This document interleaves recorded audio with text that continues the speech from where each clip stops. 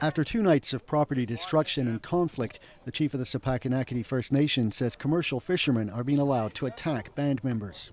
They're all walking around believing that they can do whatever they want and get away with it and take the law into their own hands. And I'm starting to believe that's true. Last night, the Prime Minister tweeted that violence and intimidation are unacceptable. And today, his Minister of Indigenous Services said the same, calling the violence racist.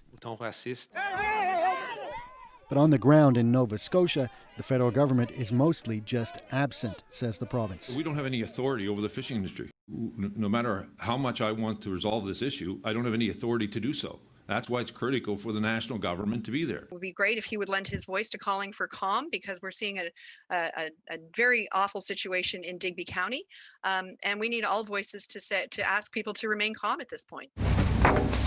But a large part of that problem is that for 20 years, the federal government has failed to set rules defining what the court meant when it said the Mi'kmaq have a right to a moderate livelihood from the fishery.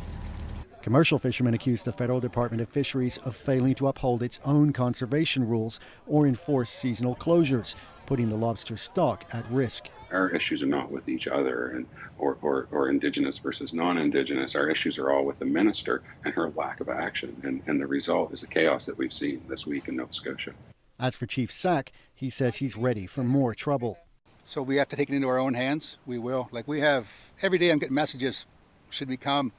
The warriors come out of this province, that province. I'm holding them off to keep everything peaceful.